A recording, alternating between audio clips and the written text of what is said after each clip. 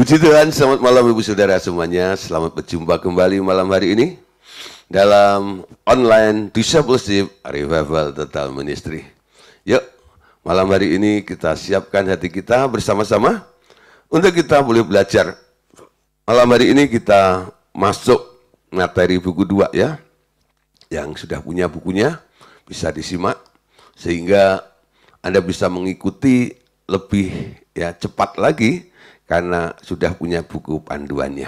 Oke, buku 2 ini dimulai ya dengan tema yaitu tentang iman. Ya, nah saudara, kita sering mendengar istilah tentang iman. Bahkan kita sebagai orang percaya kepada Tuhan Yesus juga disebut sebagai orang beriman. Tapi kadang-kadang saudara, kalau ditanya, ya, iman itu apa sih? Nah, karena iman itu identik dengan percaya, pokoknya ya percaya, pokoknya dia yakin.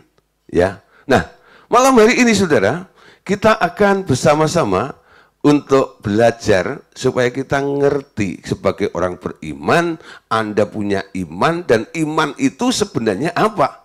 Nah, kata iman itu definisinya apa lebih dahulu ya? Jadi definisi iman itu adalah tanggapan. Iman adalah respon seseorang akan sesuatu perkataan atau berita. Ya, jadi iman itu adalah tanggapan atau respon seseorang akan suatu perkataan atau sebuah berita. Nah, ketika orang mendengar sesuatu, ya, menangkap sesuatu, responnya, tanggapan seseorang itu, kalau dia nggak yakin, dia nggak percaya, disebut nggak beriman. Ya, kalau dia yakin, dia percaya, dia punya alasan. Dasarnya apa? Yaitu sesuatu yang dia dengar. Sesuatu yang dia tangkap. Kalau ditanya kok kamu yakin? Karena saya dengar. Ada yang berjanji, ada yang mengatakannya. Nah, karena iman itu adalah tanggapan atau sebuah respon seseorang akan suatu perkataan atau berita. Nah, sumber dari berita itu sendiri, saudara, itu dapat bermacam-macam. Ya. Nah, jadi karena sumber berita itu dapat diambil atau diterima dari bermacam-macam sumber, jadi iman bisa disimpulkan adalah sesuatu yang umum atau universal. Ya, semua orang mengaku punya iman, tapi sumbernya dari mana, betul? Bahkan saudara, orang yang dibilang ateis ya atau orang komunis ya juga mempunyai iman sebenarnya. Tapi imannya bukan kepada Tuhan. Ya, imannya yakni mempercayai perkataan Karl Marx, ya, seorang pemimpin Jerman yang berusaha waktu itu mengubah nasib rakyat di bawah penindasan kaum aristokrat. Ya, di Rusia menjadi negara komunis dari tahun 1917 sampai dengan 1991 ya, karena mereka memegang ajaran dari Marx ya, Karl Marx itu. Namun akhirnya bubar semuanya. Nah, saudara, itu juga boleh dibilang iman ya. Kenapa? Dia mempercayai perkataan seseorang juga. Tadi dikatakan bahwa iman itu adalah tanggapan, respon seseorang atas perkataan. Perkataan siapa aja, kalau diterima, ya, itu jadi sesuatu yang iman. Ya. Nah, saudara, sekarang kita sebagai orang Kristen, iman Kristiani adalah iman terhadap perkataan Allah. Apa kata Tuhan, betul? Dan perkataan Allah atau perkataannya itu memiliki sifat kekal untuk selama-lamanya, alias tidak berubah. Amin. Nah, saudara, iman Kristiani adalah iman yang percaya pada perkataan Allah.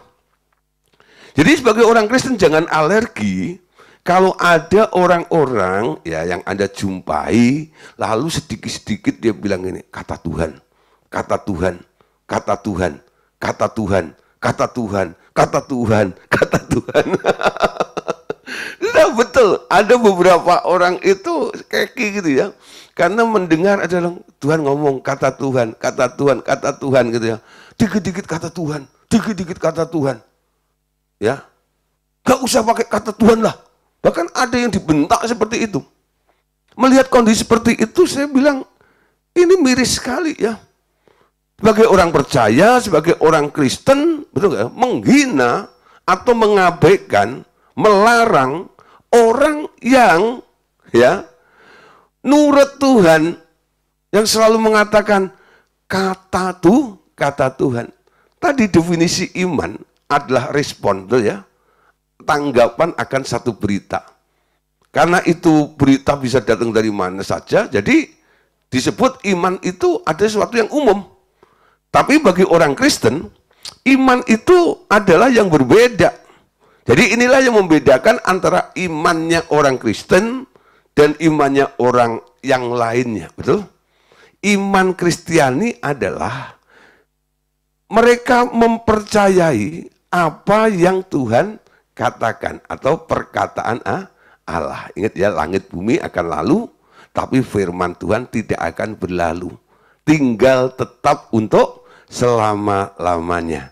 Nah, saudara, kalau Anda mempercayai mendengar sesuatu, lalu apa yang Anda dengar itu kualitasnya memiliki jaminan yang luar biasa, kira-kira Anda seneng nggak?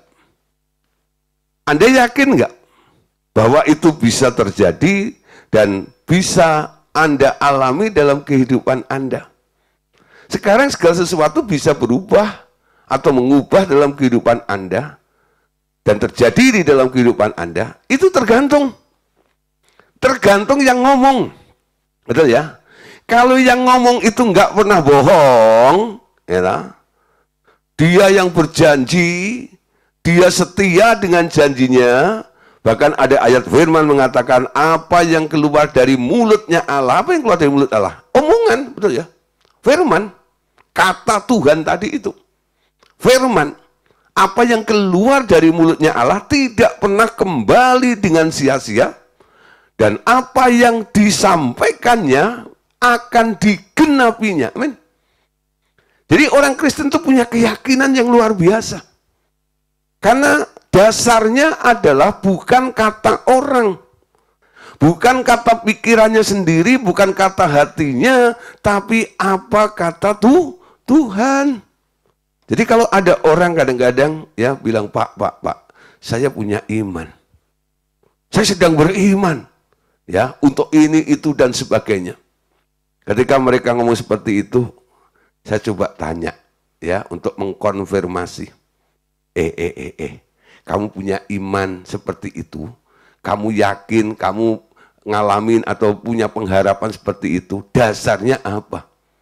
Ya pokoknya Pak, kan Tuhan itu, ya, Tuhan itu kan ngerti kebutuhan kita. Nah, saya percaya Pak, Tuhan pasti akan menyembuhkan saya. Saya percaya Pak, Tuhan pasti menolong saya. Siapa yang pernah dengar seperti itu? Ya, banyak ya. Nah, ketika Anda mendengar orang yang sedang antusias seperti itu, tanya, Tuhan ngomong nggak? Tapi kan ada ayatnya, Pak. Betul, ayatnya ada. Ya, dia disiksa, mengalami aniaya. Semua itu dilakukan untuk supaya Anda disembuhkan. Dan oleh bilur-bilurnya, kamu sudah sembuh. Tapi banyak orang klaim ayat-ayat seperti itu, tapi nggak mengalami kesembuhan. Kenapa bisa terjadi? Nah, saudara, manusia hidup bukan dari roti saja. Manusia hidup dari setiap firman yang keluar dari mulutnya Allah. Manusia hidup dari apa yang dikatakan dikatakan oleh Tuhan kepada Anda secara personal. Bisa juga sih, Tuhan titip pesan. Ya mungkin Tuhan ngomong kepada saya untuk disampaikan kepada Pak Catur gitu ya. Bisa, ya. Karena Pak Catur lagi sibuk. Lalu titip saya gitu ya. Nah, Saudara, bisa terjadi ya. Tapi yang lebih bagus adalah kalau Anda nangkep sendiri, ketika Anda tahu, Anda nangkep apa yang Tuhan katakan, firmankan kepada Anda. Kalau Anda masih bimbang, Anda cari peneguhan, boleh. Jadi Anda harus ya dapat remanya itu. Ketika remanya Anda dapat, lalu apa yang dikatakan oleh Tuhan itu boleh Anda jadikan sebagai pegangan atau dasar alias fondasi. Amin. Nah, Saudara, iman adalah fondasi atau dasar dan barang bukti dari benda-benda maupun kondisi atau situasi baru yang sedang diharap-harapkan. Amin. Jadi pengharapanmu ya tentang apa yang harus berubah, entah itu situasinya, kondisinya, atau keadaannya, ya. Dan Anda mengharapkan hal yang lebih baik terjadi di dalam kehidupan Anda harus punya barang bukti atau dasarnya atau fondasinya, yaitu iman, yang sumbernya dari perkataan Allah. Amin. Nah, Saudara, kalau dikatakan iman itu adalah fondasi, iman itu adalah dasar, dan iman itu menjadi barang bukti, ya, barang bukti. Artinya apa, Saudara? Ya, artinya apa? Kalau iman itu dijadikan barang bukti, buktinya mana? Entar ya, aku cari dulu. Nah, lalu Anda temukan, Anda tunjukkan itu. Ketika ditunjukkan, orang yang minta buktinya tadi, apa yang dilakukan? Dia buka matanya, dia lihat, betul? Dia lihat. Nah, dasar orang percaya adalah perkataan Tuhan. Coba gini, ketika saya ngomong seperti ini, Anda bisa lihat saya ya. Umpama saya ngomong sesuatu. Saya ngomong, ya. Aku kasih mobil. Anda lihat mobil? Anda lihat mobil? Enggak. Saya bawa mobil? Enggak. Betul ya? Secara fisik, secara materi, saya enggak bawa. Tapi saya bilang, aku mau kasih kamu mobil. Anda punya dasar, Anda punya fondasi, Anda punya alasan, betul gak ya? Dan Anda akhirnya punya harapan. Puji Tuhan, sebentar lagi aku punya mobil. Kenapa? Karena Pak Gideon ngomong, mau kasih mobil. No. Tapi Anda belum lihat mobilnya, bukan? Sama seperti ketika Tuhan ngomong. Ketika Tuhan ngomong, Anda nggak lihat buktinya itu. Di alam materi Anda tidak tahu. Belum ada di depan mata Anda, betul? Tapi sebagai orang beriman, Anda harus mulai melihat, betul? Orang yakin, orang percaya, itu artinya dia melihat walaupun tidak kelihatan. Melihat apa yang tidak kelihatan itu, melihatnya di mana? Nah, ya, orang beriman dimulai dengan melihat sebuah dasar atau bukti di alam roh. Amin. Di alam roh. Buktinya di alam roh. Sudah dikerjakan. Contoh ya, Kalau mobil tadi terlalu materialistis. Ya. Nah, contoh kesembuhan atau kesehatan. Anda percaya ketika Tuhan ngomong, aku mau menyembuhkan kamu. Anda lalu punya pengharapan, sebentar lagi aku akan sembuh. Tapi faktanya, tubuhmu secara fisik belum sembuh. Tapi kalau engkau beriman, engkau melihat di alam roh bahwa kamu sudah sembuh. Saudara, manusia itu punya dua dimensi ya. Tubuh roh dan tubuh daging. Tubuh dagingmu mungkin belum berubah. Fisiknya belum berubah. Tapi tubuh rohmu sudah mengalami perubahan. Sudah sembuh. Lalu Anda melihat tubuh rohmu itu. Di alam roh, saya sudah sembuh. Itu namanya beriman. Ketika Tuhan ngomong, Tuhan melakukannya. Ketika Tuhan melakukannya di mana? Melakukannya di alam roh. Jadi orang beriman itu kerjanya bukan di alam materi. Ya, bukan doain orang tuh terus kakinya diungkak-ungkak gitu. Enggak. Betul ya. Yang berdoa itu harus bisa menembus tubuh roh orang itu. Lalu dikerjakannya di alam roh. Sampai akhirnya tubuh yang di alam roh itu mengalami perubahan. Ketika terjadi perubahan, ya, terjadi kesembuhan, terjadi mujizat, terjadi pemulihan. Yang berdoa itu ketika melihat sudah terjadi perubahan, dia konfirmasi kepada yang didoain, sudah sembuh, sudah pulih, sudah merdeka. Dasarnya apa dia ngomong? Dasarnya apa yang sudah berubah, yang terjadi di alam roh. Jangan yang mendoakan dan yang didoakan sama-sama nggak melihat di alam roh, tapi cuman main klaim saja. Pokoknya sembuh, pokoknya sembuh, pokoknya sembuh, pokoknya sembuh, pokoknya sembuh, pokoknya sembuh.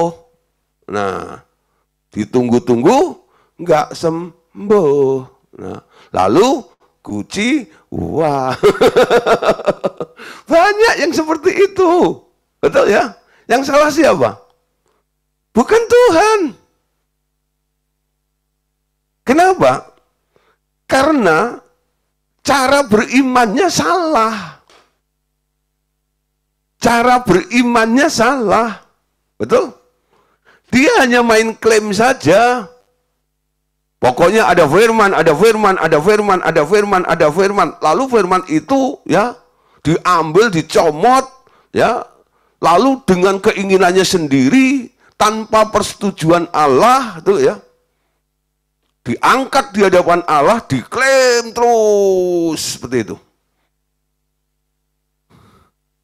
Nah, saudara, kalau itu dilakukan dan Anda bertubi-tubi, berlarut-larut, klaim terus ayat itu, nanti yang berlaku adalah seperti apa yang Tuhan Yesus pernah sampaikan dalam perumpamaan tentang hakim yang lalim. Karena si janda itu ngerepotin terus, gitu ya, supaya nggak direpotin, akhirnya dikabulkan permintaannya. Ya, nah banyak orang Kristen model seperti itu, ya. Risih nih orang begitu. Udahlah, jawab aja. Tapi saudara, orang yang mengalami mujizat seperti itu, walaupun itu dari Tuhan, dia tidak pernah mengenal dan mengerti Tuhan. Dan dia terus main klaim terus setiap hari. Apa aja diklaim. Kedagingannya terlalu kuat. Aku mau, aku mau, aku mau, aku mau, aku mau, dan aku mau. Iman itu sebenarnya apa yang Tuhan mau kehendaki terjadi di dalam kehidupan Anda. Dan dia ngomong sama Anda. Sehingga Anda punya sumber, Anda dapat beritanya, betul? Lalu Anda percaya. Amin. Nah, Jadi saudara, dasar atau bukti iman Kristiani itu ada dalam bentuk perkataan atau janjinya Allah. Amin. Janjinya Allah. Dasar atau bukti dari iman Kristiani itu ada dalam bentuk perkataan atau janjinya Allah. Amin. Yuk kita lihat beberapa ayat. Ibrani 11 ayat 1. Iman adalah dasar dari segala sesuatu yang kita harapkan dan bukti dari segala sesuatu yang tidak kita lihat. Ya, iman itu adalah dasar, substansi, ya, dari segala sesuatu yang kita harapkan dan bukti dari segala sesuatu yang tidak kita lihat. Ya, sebenarnya ada. Sebenarnya sudah terjadi, tapi tidak Anda lihat. Adanya di mana? Adanya di alam roh. Banyak tokoh-tokoh di dalam Alkitab, saudara. Bahkan sampai akhirnya, seorang tokoh ini dijuluki sebagai bapak orang beriman. Ibrani 11 ayat 8. Karena iman, Abraham taat. Ketika ia dipanggil untuk berangkat ke negeri yang akan diterimanya, menjadi milik pusakanya, lalu ia berangkat dengan tidak mengetahui tempat yang ia tuju. Saudara, untuk bisa taat akan panggilan Tuhan, kalau perintahnya jelas, semua orang enak, betul ya? Semua orang bisa, semua orang mau, semua orang giat, betul?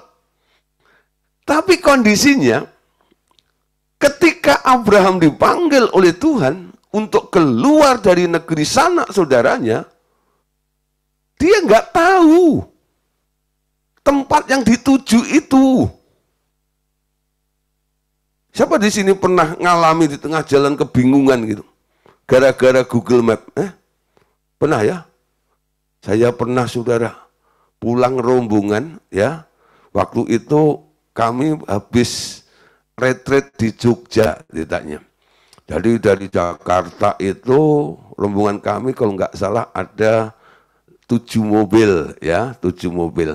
Nah, terus saya ya bareng sama Yo ya, terus belakang mobil saya itu C itu ya. Nah, terus yang lainnya udah pokoknya nanti ketemunya di rest area mana gitu untuk makan malam.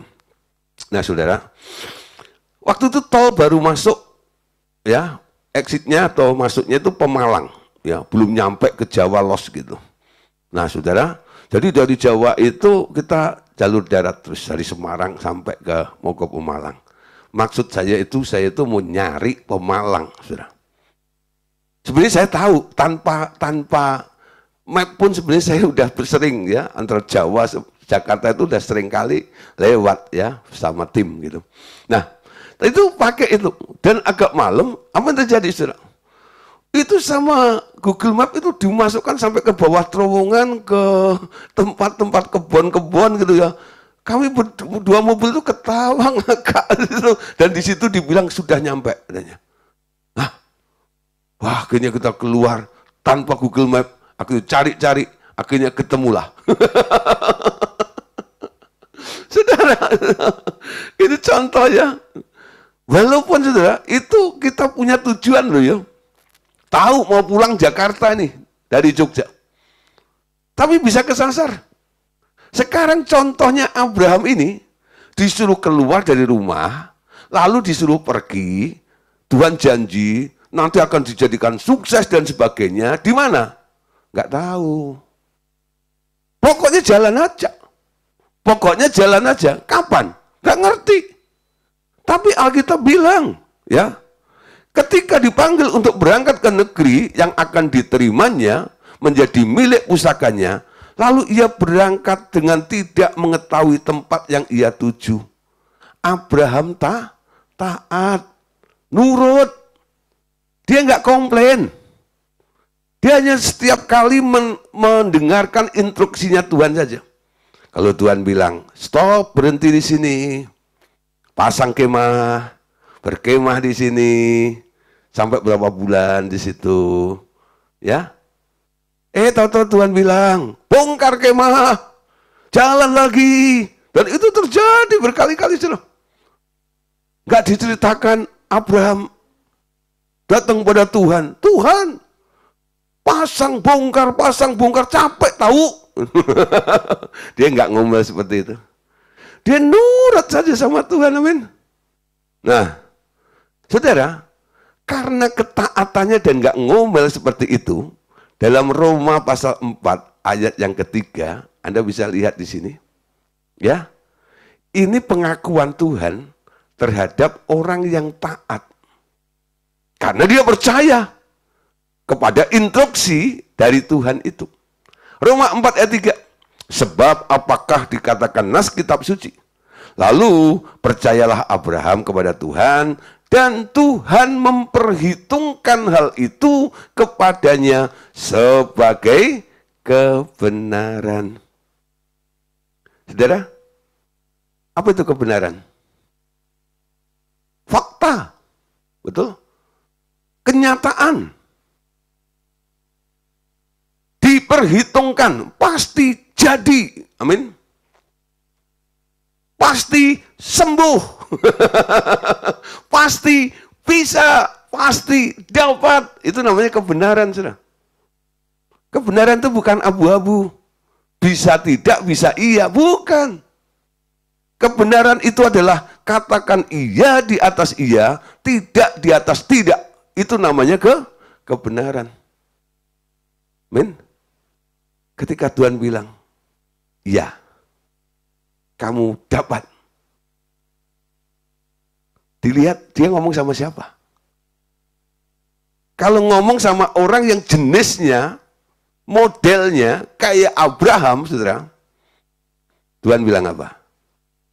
Apa yang aku ucapkan, karena engkau terima dan engkau mau taat, sekarang aku perhitungkan jadi kebenaran. Sebentar lagi jadi.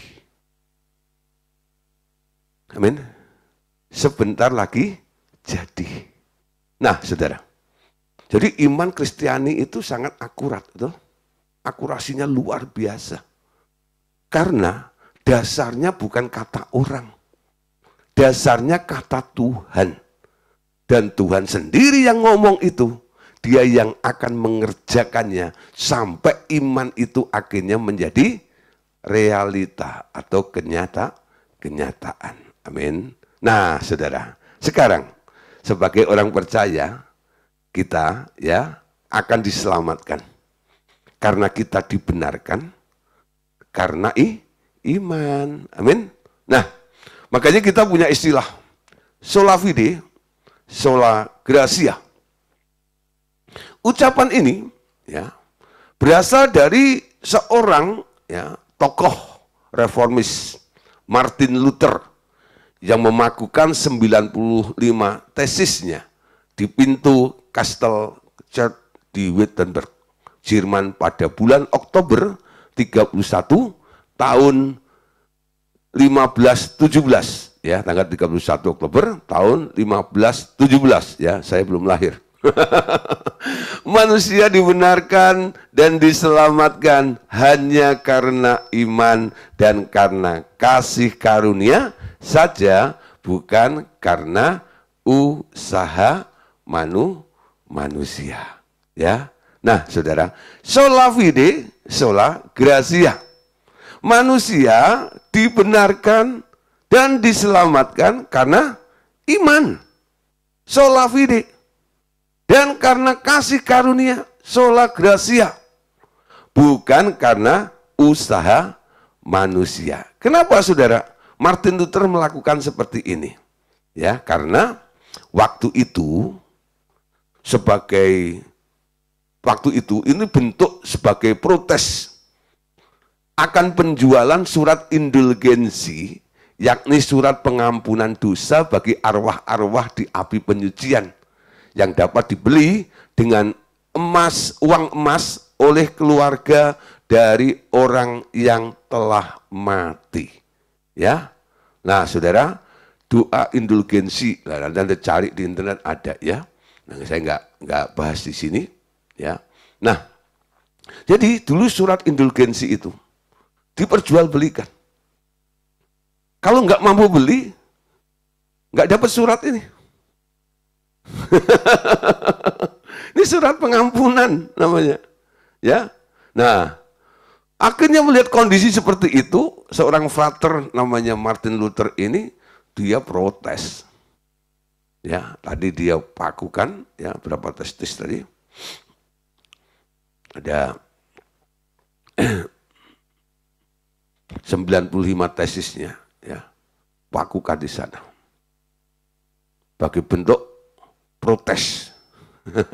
Nah, sampai akhirnya kelompok yang dipimpin oleh Martin Luther itu terkenal ya menjadi orang Protestan.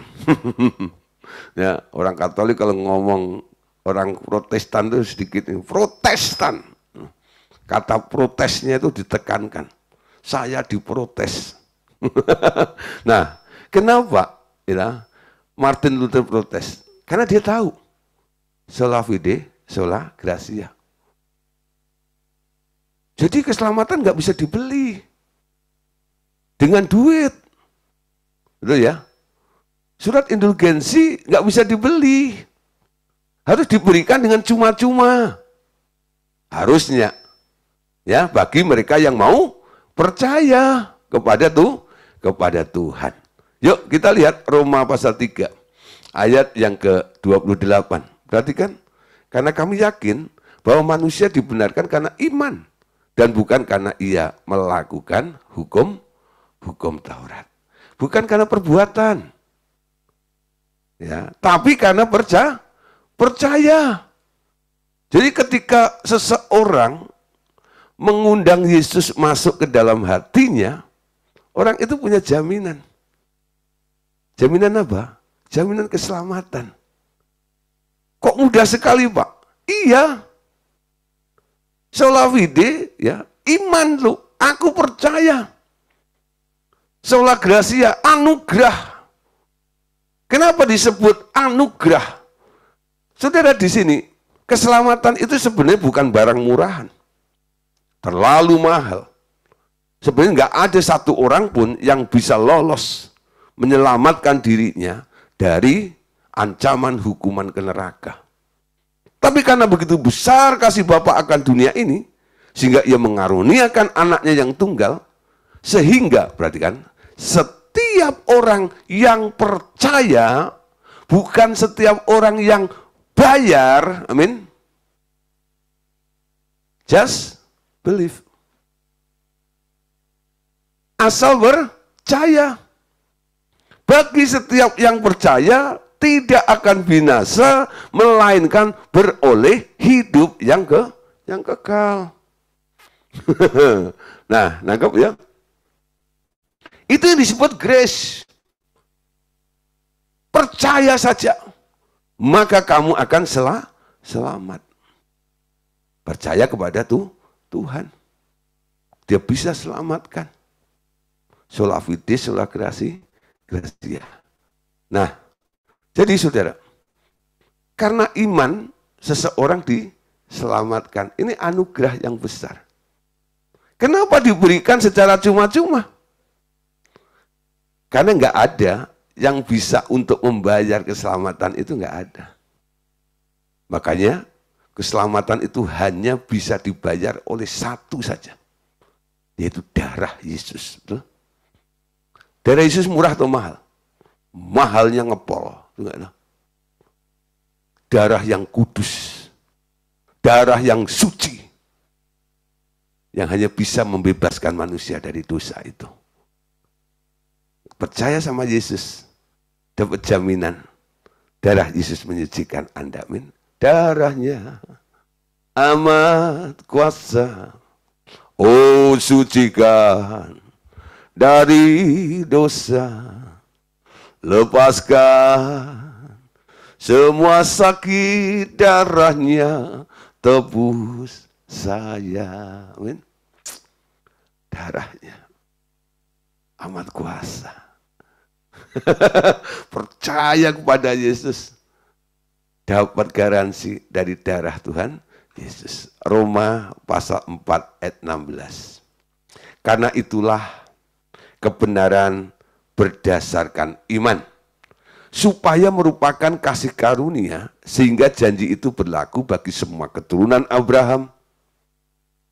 Bukan hanya bagi mereka yang hidup dari hukum Taurat, tetapi juga bagi mereka yang hidup dari iman Abraham. Sebab Abraham adalah bapak kita semua. Saudara, kita mengucap syukur ya. Hari ini kita bisa menjadi orang beriman. Itu gara-gara satu orang tuh. Ada orang yang dulu pernah taat kepada Tuhan, disuruh keluar dari negeri sanak saudaranya, dia taat, lalu Tuhan bilang, Abraham, ya, semua yang aku janjikan akan aku ubah menjadi sebuah kebenaran dalam hidupmu. Mulai saat itu, Abraham melahirkan anak-anak orang yang beriman, baik secara fisik maupun secara rohani. Semua orang yang percaya kepada Tuhan seperti Abraham, sekarang Anda disebut anaknya Abraham, betul? Walaupun Anda tidak secara fisik jadi anaknya Abraham. Tapi apa? Sikap Anda sama dengan Abraham. Ya. Seperti bapak, itulah anak, betul? Kita boleh meneladani, mencontoh apa yang pernah Abraham lakukan. Jadi kalau Anda mau bicara tentang iman, contoh yang paling akurat ya Abraham. Betul? Banyak hal yang terjadi. Proses imannya. Sampai akhirnya semua digenapi oleh Tuhan. Dari ketaatannya di jalan. Ya, sampai akhirnya dia punya anak. Lalu Tuhan minta anak itu. Dia tidak sayang anaknya, dia tetap sayang Tuhannya. Betul? Sampai akhirnya Tuhan akui, Abraham sampai di titik ini, aku tahu hatimu. Kamu mengasihi bukan karena pemberianku. Kamu mengasihi aku dengan tulus. Ketika aku minta apa yang kau kasihi, engkau berikan dengan cepat seperti itu. Itu yang terjadi dengan Abraham. Jadi konsekuensi sebagai orang beriman, kalau Anda mau tapak tilas ya, mau mengikuti pola apa yang dilakukan oleh bapak orang beriman seperti Abraham itu, kadang-kadang ada namanya ujian iman. Yang hari Kamis pagi ikut doa pagi, saya bicara tentang hall of faith, ya, ruang iman. Jadi iman itu sebuah kerangka. Ketika engkau masuk ke dalamnya, bukan langsung plung, langsung Anda dapat. Enggak seperti itu. Ya, ada yang namanya ujian iman, betul? Ada yang namanya ketaatan iman. Sampai Tuhan akhirnya melihat orang ini pantas mendapatkan apa yang aku janjikan. Kenapa? Pemberian Tuhan itu harusnya berdampak dalam perubahan hidup kita. Anda sebagai orang tua, Anda kasih sesuatu kepada anak Anda. Tapi apa yang Anda berikan itu akhirnya dipakai untuk ya hal-hal yang tidak berguna. Sampai akhirnya terjerumus dengan pergaulan jahat seperti itu. Yang salah dan sebagainya. Anda sedih ya? Kenapa aku kemarin kasih? Kalau tahu mau dipakai seperti itu, mending aku nggak kasih, betul? Tuhan yang jauh mengerti, gitu ya, dia juga mengharapkan sebenarnya. Jangan semua orang yang gedar-gedor pintu surga itu, kalau diloskan semuanya, yang berkembang apanya? Dagingnya. Nggak menjadi seperti Yesus. Nggak diubah dalam hidupnya. Orang beriman, Tuhan memberikan fasilitasi Anda, menjamin dalam kehidupan Anda supaya Anda ngerti ada Tuhan, betul ya? Dan Anda akan diubah menjadi sama seperti Tuhan. Amin. Yang Anda percayai. Roma 5 ayat yang kedua. Nah, oleh Dia kita juga beroleh jalan masuk oleh iman kepada kasih karunia ini. Di dalam kasih karunia ini kita berdiri dan kita bermegah dalam pengharapan akan menerima kemuliaan Allah. Nah, saudara, dalam iman ya, dan oleh Dia kita juga beroleh jalan masuk oleh iman kepada kasih karunia. Masuk kepada kasih karunia. Grace itu satu wilayah, saudara. Dari anugerah kepada anugerah berikutnya. Kalau seseorang memahami, melihat tentang grace, anugerah itu, sehingga dia bisa bilang, amazing grace. Betul ya? Sangat ajaib, sangat luar biasa, sangat besar. Grace itu besar. Anugerah itu besar.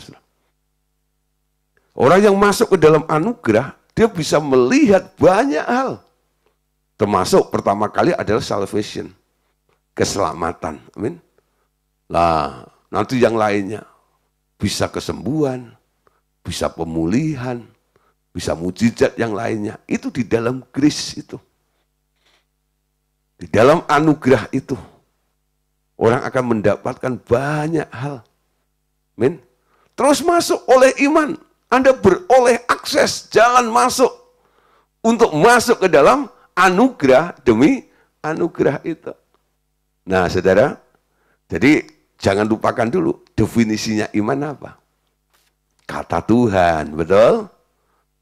Orang yang selalu melibatkan Tuhan, dengar perkataan Tuhan, dia bisa bilang, Tuhan bicara, Tuhan ngomong, kata Tuhan. Anda punya iman, Anda punya akses. Kayak seorang punya tiket, betul? Bisa masuk, ya. Nah, masuk apa namanya? Pamani ya, kalau Jakarta ada di PRJ itu ya, lah nanti bulan apa Juni, Mei Juni ya biasanya. Wah, ada Pekan Raya Jakarta, wow gitu ya. Itu enak saudara, ya. Kalau di bawah 60 tahun masih bayar. Di atas 60 manula. Udah gratis. Sana, tapi ya mereka dapat tiket juga sih, pakai tiket itu ya. Nah, sana boleh masuk. Ya, Anda tahulah tentang tiket itu. Nah, saudara, Ibrani pasal 10 ayat 38. Ibrani 10 ayat yang ke-38. Ya, baca sama-sama. Tetapi orangku yang benar akan hidup oleh iman. Orangku yang benar akan hidup oleh iman. Dan apabila ia mengundurkan diri, maka aku tidak berkenan kepadanya. Hidup oleh iman. Tapi jangan mundur. Kenapa ada orang yang beriman mundur? Nggak tahan uji biasanya. Ketika masuk hall of faith, ya, lalu ada ujian-ujian, mulai dah balik aja lah, gitu ya. Kok begini dan sebagainya. Nggak dapat, saudara. Dia harus kuat seperti Abraham itu. Amin. Nah, saudara, iman Kristiani adalah iman kepada anak Allah. Siapa anak Allah? Anda anak Allah, bukan? Nah, sebenarnya Anda itu anak adopsi, anak angkat. Anak Allah itu cuma satu. Disebut anak tunggal Bapa, penuh dengan kasih karunia. Namanya siapa? Yesus. Jadi kalau dibilang, iman yang benar, iman Kristiani adalah iman kepada anak Allah. Kepada kepada Yesus. Kenapa setiap Anda berdoa, mintanya kepada siapa? Pada Bapa. Betul? Kadang-kadang Anda minta Roh Kudus juga. Tapi Anda selalu akhiri dengan berkata, di dalam nama Tuhan Yesus. Betul? Yesus ini berkata, mintalah kepada Bapa dalam namaku. Maka aku akan memberikannya kepadamu. Iman Kristiani adalah percaya kepada Yesus, anak Allah. Amin. Pertama, saudara, ya, dapat dikatakan bahwa iman yang benar dimulai dengan percaya kepada Yesus sebagai Mesias yang diurapi, anak Allah yang hidup. Anda harus percaya dulu ya, Yesus itu adalah Mesias, juru selamat. Ya, Mesias yang diurapi, anak Allah yang hidup. Namun jangan lupa, ternyata saudara, setan-setan pun ternyata percaya hal yang sama. Betul? Nah, sekarang kita lihat dulu. Beberapa orang yang pernah berjumpa dengan Tuhan Yesus, akhirnya dia bisa percaya Yesus adalah anak Allah. Dan setiap orang itu punya alasan tersendiri kenapa akhirnya mereka itu bisa ngomong bahwa engkau anak Allah. Yohanes 1:49. Ada orang namanya Natanael. Kata Natanael kepadanya, Rabi, engkau anak Allah, engkau raja orang Israel. Amin. Nah saudara, Anda tahu ya, kenapa Natanael itu akhirnya bisa ngomong kepada Tuhan Yesus, engkau adalah Rabi, Rabi itu guru, dan engkau adalah Mesias, anak Allah. Nah, kalau Anda membaca ayat itu seluruhnya, jadi Andreas itu membawa Natanael kepada Yesus. Ketika berjumpa dengan Yesus, Yesus itu ngomong, dia nebak, ya Natanael, kamu adalah orang Israel sejati. Tidak ada kepalsuan di dalam dirimu. Dia kaget. Kok dia ngerti? Dia towel sikut si Filipus. Lu cerita ya tentang gua? Enggak. Ya, melihat reaksi daripada Natanael itu, Yesus tambahin, sebenarnya aku sudah lihat kamu ketika kamu ada di sana tadi itu, di balik batu itu. Aku sudah lihat kamu. Wah, sudah ditebak banyak hal seperti itu ya oleh Yesus.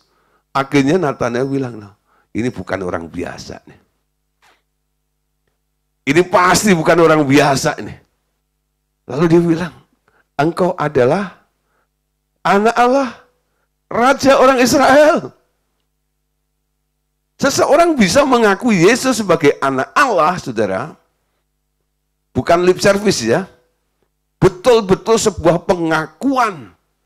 Mengakui Yesus sebagai anak Allah, itu enggak mudah sebenarnya. Kenapa? Mereka harus mengerti siapa yang dibilang anak Allah itu. Banyak orang percaya Yesus itu adalah Isa, Nabi, dan sebagainya. Oh banyak. Ya. Tapi kalau dibilang Yesus anak Allah, saudara, banyak yang menolak. Betul? Ketuhanan Yesus, macam itu, wah banyak yang menolak. Anak Allah. Tapi akhirnya Natanael bisa berkata, engkau adalah anak Allah. Contoh lainnya, saudara, ada namanya Petrus. Matius 16:16. Maka jawab Simon Petrus, engkau adalah Mesias, anak Allah yang hidup. Ya, anak Allah yang hidup. Kenapa Petrus bisa berkata dan mengenal Yesus sebagai anak Allah yang hidup? Ada sejarahnya. ada ceritanya. Nah, jadi satu kali ya, Yesus itu nanya kepada murid-muridnya yang sudah beberapa tahun jalan bareng dengan dia. Akhirnya Yesus bertanya, menurut kalian loh, siapa aku? Orang Betawi bilang, siapa gue? Siapa aku? Menurut kamu? Coba tebak. Mereka mencoba menebak satu dengan yang lainnya. Ada yang bilang engkau adalah reinkarnasi daripada Elia, ini dan itu dan sebagainya. Nabi-nabi yang hebat disebutkan semuanya. Tapi Tuhan bilang salah semuanya. Lalu Petrus, ya, dia menjawab, engkau adalah Mesias, anak Allah yang hidup. Saudara, jawaban Petrus itu benar atau salah? Benar. Kalau Anda nanya sesuatu kepada seseorang, ya, atau pada anak Anda, atau Anda seorang pengajar, guru, lalu Anda tanya kepada murid Anda, lalu murid Anda bisa menjawab tepat. Anda kasih nilai nggak? Anda puji nggak? Puji. Kamu pintar ya. Dapat nilai cepat ya. Wah, gitu ya. Nah, bisa, gitu ya. Tapi, kalau Anda lihat kisahnya, ketika Petrus bisa menebak siapa Yesus dan jawabannya benar, Yesus itu bukan memuji Petrus. Malah Yesus bilang begini, Petrus, kalau kamu bisa tahu bahwa aku ini anaknya Allah, itu bukan karena kamu tahu, tapi karena Bapakku yang di surga yang kasih bocoran kepadamu kan, yang mewahyukannya kepadamu, sehingga kamu bisa mengerti, kamu bisa nangkep, kamu bisa tahu dan mengatakan bahwa aku adalah Mesias, anak Allah yang hidup. Enggak satu orang pun bisa memahami dan mengenal Yesus sebagai anak Allah. Yang tahu tentang Yesus siapa? Ya Bapaknya, betul ya. Karena dia anak Bapak. Jadi kalau Anda pengen tahu tentang seseorang, jangan tebak-tebak, saudara. Paling gampang Anda datang ke bapaknya, Anda tanya bapaknya. Si bapak itu kenal betul tentang si anak itu, betul? Karena apa? Ini anakku, betul? Kan bapak pernah bilang, ketika Yesus dibaptis keluar dari air, inilah anakku yang kukasih, kepadanya lah aku berkenan, betul?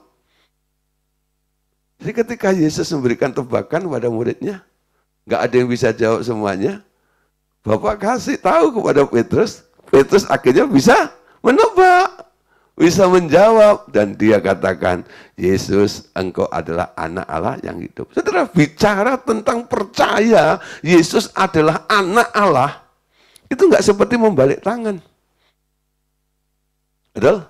Unik kan? Nathanael harus mengalami satu perdebatan dulu dengan Yesus. Petrus yang sudah jalan bersama dengan Yesus, tapi dia nggak kenal.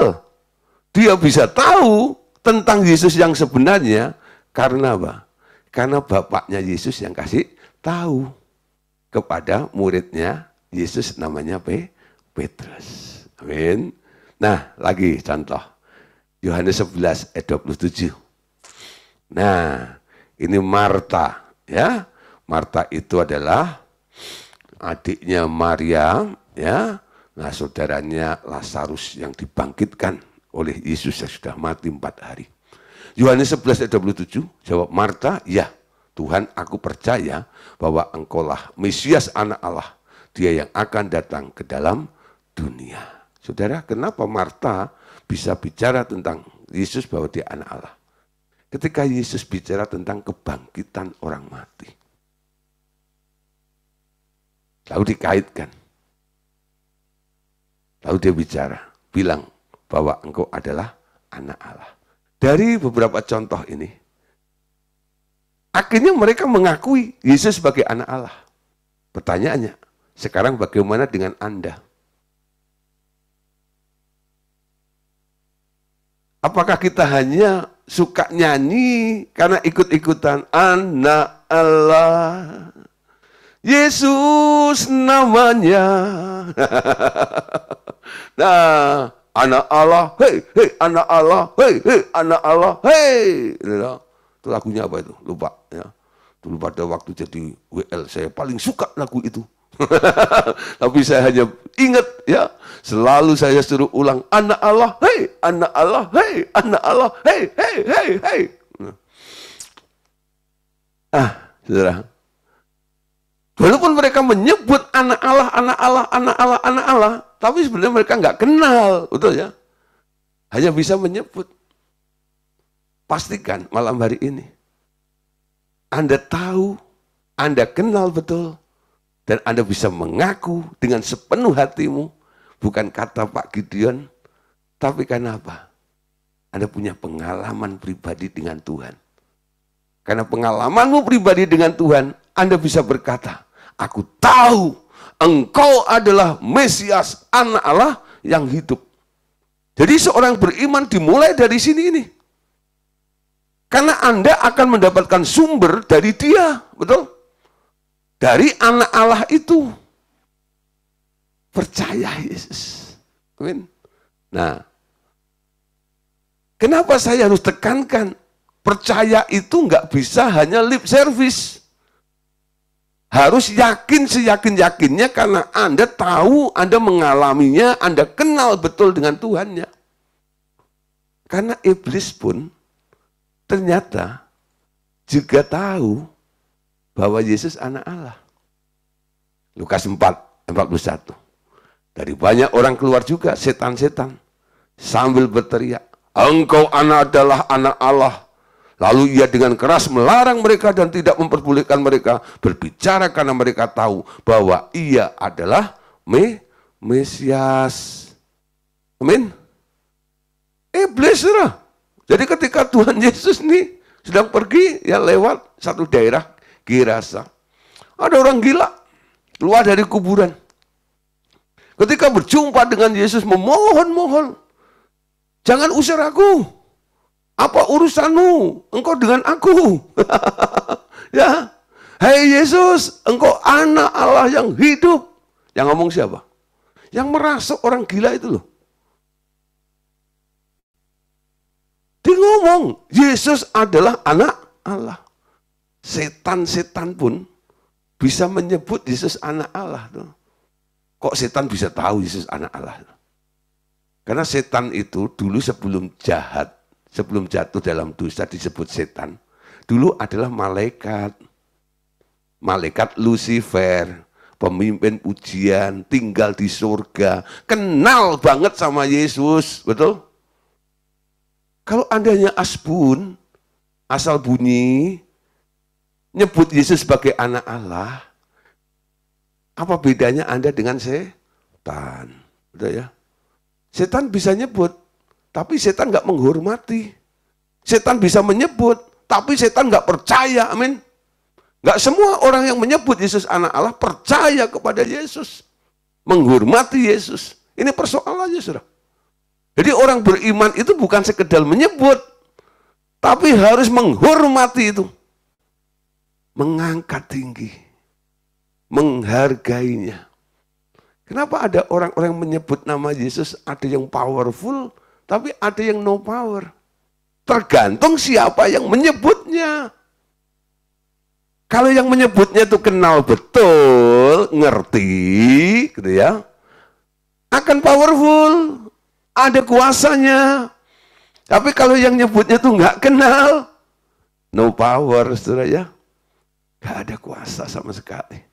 Pada nama Yesus itu nama di atas segala nama. Setiap lutut bertelut, setiap lidah mengaku, Yesus adalah Tuhan.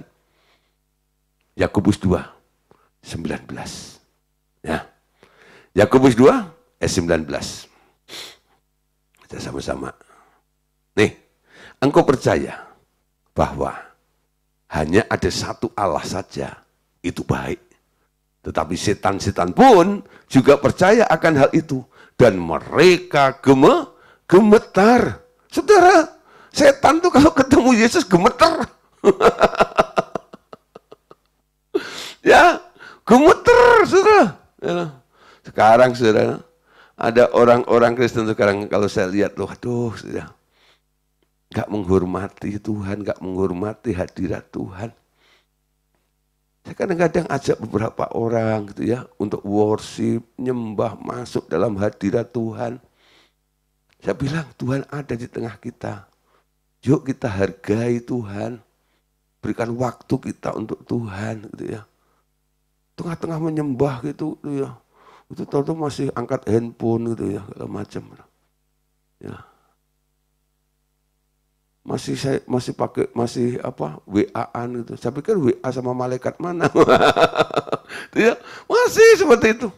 Nah, saya harap saudara kalau Anda sedang masuk dalam hadirat Tuhan, 1 jam aja lah. Silent atau matiin dulu handphone Anda. Kalau anak-anak sekolah dulu ya, saya ingat anak saya waktu SMA bawa handphone gitu ya. Itu handphonenya dikumpulin. Nanti pulang baru diambil. Ya. Dimasuk itu kumpulin, ambil supaya apa? Konsentrasi belajar. Menghormati guru yang mengajarnya. Mbak main handphone di kelas dan sebagainya. Sekarang enggak. Dalam penyembahan kalau macam masih sibuk dengan ini. Fokusnya kemana? Sambil nyembah masih ingat itu ya. Wah, Kang Tau. Gini kalau macam gitu. Saudara, sikap kita di hadapan Tuhan itu menentukan. Setan itu kalau ketemu Tuhan gemeter, betul ya. Orang Kristen harusnya lebih daripada SETAN. Harusnya. Bukan berarti Anda kalau ketemu Tuhan harus gemeter gak? Iya, bukan. Anda harus respect dengan Tuhan. Menghormati, menghargai.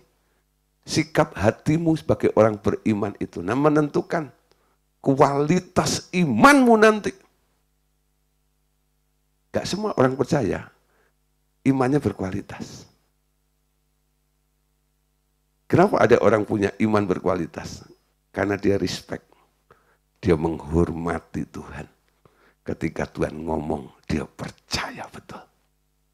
Enggak tergoyahkan, enggak bimbang, enggak ragu. Sehingga semua mudah terjadi dalam kehidupannya. Amin. Nah, Bapak Saudara, malam hari ini sampai di sini dulu. Ya, karena waktu. Nah, nanti kita lanjutkan lagi. Bahwa iman itu dari pendengaran akan firman. Nah, masih banyak hal yang bisa kita pelajari, ya, mungkin satu sesi lagi, nanti kita akan berjumpa pada hari Senin, ya, minggu depan, untuk kita bersama-sama kembali belajar firman Tuhan. Oke, terima kasih Bapak Saudara atas perhatiannya malam hari ini. Tuhan Yesus memberkati kita semuanya. God bless you. Amen.